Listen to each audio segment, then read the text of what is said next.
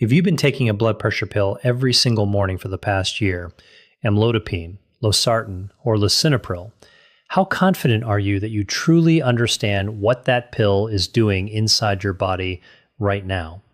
Not what the label says, not the one sentence your pharmacist printed on the bag. I mean, actually understand it. The way it works, the way it can quietly turn on you under the right conditions, and the warning signs that separate a minor inconvenience from a situation that requires urgent medical attention. Most people I talk to, educated people, careful people, people who read the news and manage their own finances, pause when I ask that question.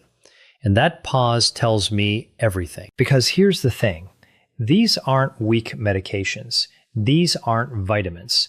Amlodipine, Losartan, and Lisinopril are powerful drugs that change how your heart, blood vessels, and kidneys function every single day. And yet millions of seniors take them on autopilot with very little understanding of what to watch for, what to avoid, or when something that feels ordinary is actually a signal your body is desperately trying to send. Today, I'm going to change that. My name is Dr. William, and this channel exists for one reason: to give you the kind of clear, practical, honest health information that too often gets left out of a 10-minute doctor's appointment. By the time this video ends, you're going to understand these 3 medications in a way that makes you safer, more confident, and far less likely to be caught off guard. And I want to start with something that happened to a gentleman named Walter, because his story sets up everything we need to talk about. Before we begin, take a second and tell me your name and where you're tuning in from. I go through the comments and I genuinely want to know who I'm speaking to and supporting here. Walter was 74 years old, a sharp, methodical former engineer. He took his medications exactly as prescribed, never missed. His daughter had set up a pill organizer labeled Monday through Sunday, and Walter treated it like a project schedule. When his doctor added amlodipine to his regimen, Walter figured, one more blood pressure pill, same category, different name, no big deal. That assumption almost cost him a productive year of his life. 3 months later, Walter's feet had changed so much that he couldn't fit into any of his regular shoes. His legs felt heavy by 4 o'clock in the afternoon. He started limiting how much he walked because moving around made it worse. He told his son he thought his circulation was failing. He was scared. He started Googling heart failure. The real answer was something much simpler and much more manageable. But Walter didn't know it because nobody had ever explained to him that amlodipine, Losartan, and Lisinopril are not the same kind of drug. They all lower blood pressure. That's where the similarity ends. Amlodipine is a calcium channel blocker. It works by relaxing the walls of your blood vessels, specifically the smooth muscle inside arteries, so blood flows with less resistance. Lisinopril is an ACE inhibitor. It blocks a specific enzyme in your body that tightens blood vessels, so by blocking it, pressure comes down. Losartan is an ARB, an angiotensin receptor blocker. It works at a similar step in that same system, but through a slightly different door, which matters more than most people realize. 3 different mechanisms, 3 different side effect profiles, 3 different things to watch for. When you understand that, you stop interpreting your body's signals with a one-size-fits-all lens. Walter's swelling wasn't heart failure. It was amlodipine, doing exactly what amlodipine does in a significant percentage of people who take it, relaxing arteries more effectively than veins, causing fluid to pool in the lower legs. Once that was identified and addressed, Walter was back in his walking shoes within weeks. The name on your bottle is not just a label. It's a category, and the category tells you the pattern. Let's go deeper. Let's talk about that swelling more specifically because it is one of the most widely misunderstood side effects in all of blood pressure medicine, and it affects a surprising number of people taking amlodipine. Here's what actually happens, explained simply. When amlodipine relaxes the small arteries in your legs, blood flows in more freely. But the veins, which are responsible for carrying blood back up to the heart, don't relax in the same way. So you get an imbalance. More blood coming in than going out. Pressure builds up in those tiny vessels near your ankles and feet, and that pressure eventually pushes fluid out of the vessels and into the surrounding tissue. The result? Puffy ankles, socks that leave deep marks, shoes that stop fitting, legs that feel heavy and full by late afternoon. This is not fluid retention from eating too much salt. This is not your kidneys failing. This is not heart failure starting. In most cases, it is a predictable physiological response to how amlodipine works. Now, here's the part that becomes genuinely dangerous. Not the swelling itself, but how people respond to it. Some people see the swelling and decide on their own to stop the medication without telling anyone, and their blood pressure climbs back up quietly while they feel like they made a sensible decision. Others keep taking the medication but start avoiding water because they believe they're retaining it. That's the wrong direction entirely, and dehydration on a calcium channel blocker carries its own risks.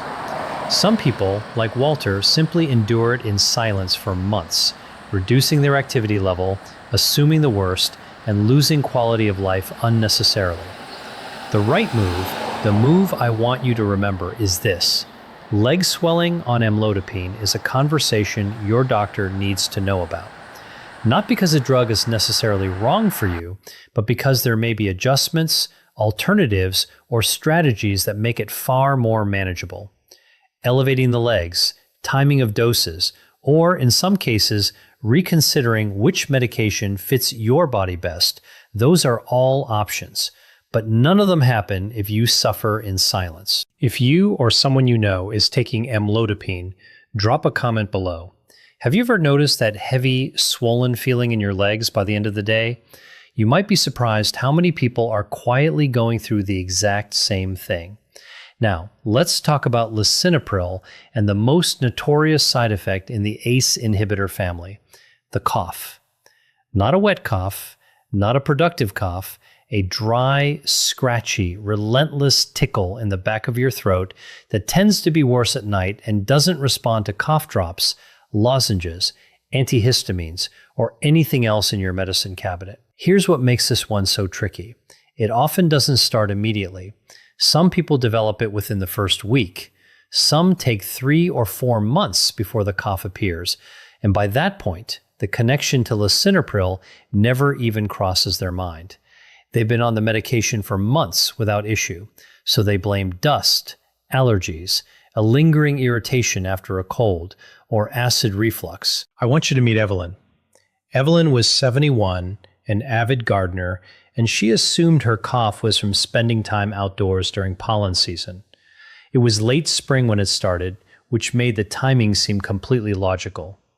She used antihistamines, she bought an air purifier, she mentioned it to her primary doctor, who ordered a chest x-ray that came back clear. 6 months later, the cough was still there. Her sleep was disrupted almost every night. She was tired, irritable, and starting to believe something serious was being missed. When she came to see me, one of the first questions I asked was, when did you start lisinopril relative to when the cough appeared? She went quiet, pulled out her phone, and started doing the math. She had started lisinopril 11 months before our visit. The cough had appeared about 4 months into treatment. She had never made the connection. Once we identified the likely cause and worked with her primary doctor to switch to Losartan, which targets a similar mechanism but doesn't cause this type of cough, the tickle in her throat was gone within 2 weeks. 11 months of disrupted sleep, gone in 2 weeks, once someone connected the dots. Now, and this is critically important, I need to draw a very clear line here, because there is a symptom in the ACE inhibitor category that is not a nuisance, it is a medical emergency. If you are on lisinopril and you develop swelling of your lips, tongue, face, or throat, especially if swallowing or breathing becomes difficult, you do not wait. You do not call the office tomorrow. You do not take a Benadryl and see what happens. You call emergency services immediately. This is a condition called angioedema. It is rare, but it is real, and it can close your airway faster than you expect. A dry cough is a nuisance. Throat swelling is an emergency. The gap between those two things is important. Please burn it into your memory. And if nobody has ever broken down your blood pressure medication this clearly before, hit that subscribe button, because what's coming next in this video could be just as important for your safety or someone you love. Now, let's move to Losartan, and a danger that I find particularly striking because it doesn't come from doing something wrong. It comes from people doing what they believe is the right thing. Losartan, like Lisinopril, works on the renin-angiotensin system, the body's blood pressure regulation pathway. One of the effects of this class of medication is that it can raise potassium levels in the blood. For most people, this stays within a safe range when monitored appropriately. But add certain common lifestyle choices on top of it, and the picture changes. Here's where it gets counterintuitive. Potassium doesn't just come from bananas or supplements. It's hiding in products that are actively marketed as the healthier choice, salt substitutes. Many popular low-sodium salt alternatives, the ones sold right next to regular table salt and often branded as heart healthy, replace sodium with potassium chloride. So a senior who's been told to cut back on salt buys a potassium-based substitute, uses it liberally on every meal, and is now loading potassium into their system while taking a medication that already raises potassium levels. The combination can push potassium high enough to affect the electrical system of the heart. And here's what makes it dangerous. High potassium doesn't always scream at you. It sometimes announces itself quietly as unusual muscle weakness, persistent fatigue, a cramping sensation in the legs, tingling in the hands, or a fluttering, irregular heartbeat. Sometimes there are almost no symptoms at all, right up until there are serious ones. I want you to think about someone in your life right now, maybe yourself, who has switched to a salt substitute in the last year or two. If that person takes Losartan or Lisinopril, this is a conversation that needs to happen with a doctor. Not because a medication is dangerous in isolation, not because potassium-rich foods are evil, but because the combination, without awareness and monitoring, can create a slow-building problem that never needed to happen. Electrolyte powders, some meal replacement shakes, and certain over-the-counter sports recovery drinks also carry meaningful potassium loads. They're not prescription products, nobody thinks to mention them, and that's exactly why they matter. There is one scenario that I don't think gets nearly enough airtime in conversations about blood pressure medications, and it directly affects seniors more than any other group. What happens to these drugs when you get sick? Not a serious illness, not hospitalization, just a bad stomach bug, a few days of vomiting, diarrhea that won't quit, loss of appetite for a couple of days, or simply a hot week in summer with heavy sweating and not enough fluid intake. When you're dehydrated for any reason, the same dose of Losartan or Lisinopril that was perfectly calibrated for a well-hydrated body can act dramatically differently. Your blood pressure can fall too low. Your kidneys, which are already working harder due to the fluid loss, become more vulnerable. Dizziness, weakness, faintness, or acute kidney strain can develop faster than most people expect. The medication didn't change. Your body's internal environment changed, and the drug is now operating in conditions it wasn't designed for. This is one of the most important practical things I can tell you today.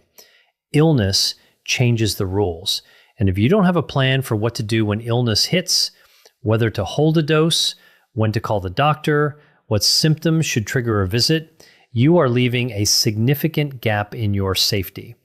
That plan is something you should have from your prescribing doctor before you ever need it. If you don't have it, ask at your next appointment. What should I do with my blood pressure medication if I get a stomach virus or can't keep food and fluids down? It's one of the most important questions you can ask, and it's one of the least commonly asked. Here's a quick question for you. Has your doctor ever given you a sick day plan for your blood pressure medication? Drop a yes or no in the comments because I have a feeling most of you are going to answer the same way. Here's a scenario I want you to visualize for a moment. You have a bad week. Your arthritis flares up, your knees are aching, your back is stiff.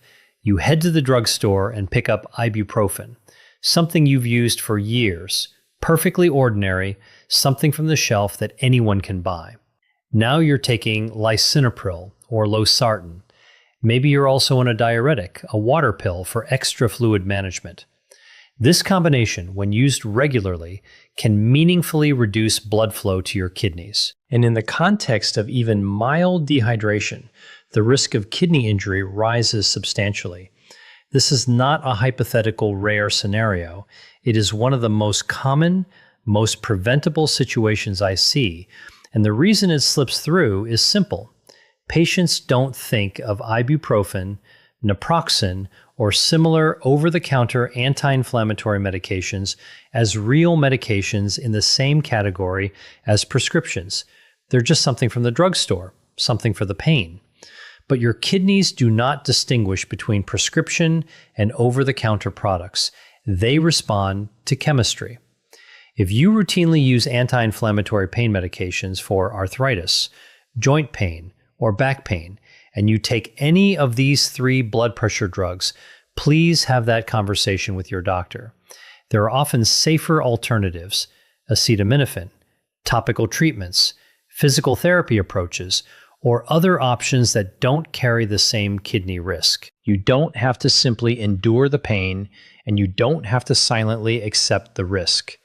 There's usually a better path. You just need someone to help you find it. I want to spend a moment on something that sounds small and isn't: dizziness. That brief, wobbly moment when you stand up from the couch or get out of bed in the morning. The world tilts for a second. You grab the door frame, then it passes, and you go about your day thinking, I just got up too fast. For many seniors on blood pressure medications, this is a regular experience, and it's almost universally underreported because it seems too minor to mention. Here's what I need you to hear. In older adults, a few seconds of dizziness is enough to cause a fall, and a fall is enough to cause a fracture. And a fracture, particularly a hip fracture, can derail an older adult's health trajectory in ways that take years to recover from, if recovery happens at all. This isn't alarmism. This is physics and biology working together in a way that demands respect. The dizziness happens because your blood pressure medications are doing their job, lowering blood pressure. And when you stand up quickly, your cardiovascular system hasn't had a moment to compensate. Blood pressure briefly drops. Blood flow to the brain momentarily decreases. You feel it as a lightheaded, tilting sensation. The fix is often simple. Rise slowly. Sit on the edge of the bed for a moment before standing. Hold on to something stable when getting up. Give your body a few extra seconds to catch up with the change in position. But beyond the practical adjustment, dizziness that happens regularly, dizziness that doesn't improve after the first few weeks on a medication, or an episode of near fainting, those are signals that deserve a real conversation. The dose may need adjustment, the combination of medications may need review, something in your hydration habits may need to change. Silence on this issue is not a small risk. Let me address something that creates enormous, unnecessary anxiety and occasionally dangerous impulsive decisions for people managing blood pressure at home. Blood pressure is not a fixed number. It moves constantly throughout every hour of every day in response to dozens of variables. How well you slept, whether you had caffeine, if you're in pain, whether you're anxious about the reading itself, whether you just walked in from outside, whether you spoke loudly right before sitting down. A single high reading on a random Tuesday morning after poor sleep does not mean your medication is failing. A single low reading after you've been dehydrated on a hot day does not mean your medication is too strong. What matters is the pattern over time, measured consistently, the same arm, the same time of day, after 5 minutes of quiet rest, without rushing or talking. When people monitor inconsistently and react emotionally to individual readings, the decisions that follow are almost never good ones. Extra doses taken out of fear, skip doses because one reading looked good, frantic calls to the doctor about a number that, in context, was completely unremarkable. Monitor with a method. Track over time. Bring the log to your appointment. Let patterns, not panic, guide the conversation. That simple shift in approach reduces anxiety, improves decisions, and gives your doctor far more useful information than a single alarming screenshot from your home monitor. And if you've made it this far and you're getting value from this, type the number 9 in the comments. It's a simple way to let me know you're here and following along. These medications work through a steady, consistent presence in your system, not spikes and gaps, not extra doses when you're worried, and not skip doses when you feel fine. Amlodipine, Losartan, and Lisinopril are not rescue medications. They're not designed to be taken reactively, like a pain reliever after a headache appears. And a fall is enough to cause a fracture.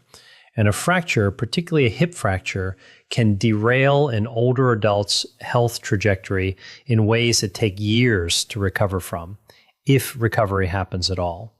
This isn't alarmism. This is physics and biology working together in a way that demands respect. The dizziness happens because your blood pressure medications are doing their job, lowering blood pressure. And when you stand up quickly, your cardiovascular system hasn't had a moment to compensate. Blood pressure briefly drops, blood flow to the brain momentarily decreases. You feel it as a lightheaded, tilting sensation. The fix is often simple. Rise slowly. Sit on the edge of the bed for a moment before standing. Hold on to something stable when getting up. Give your body a few extra seconds to catch up with the change in position.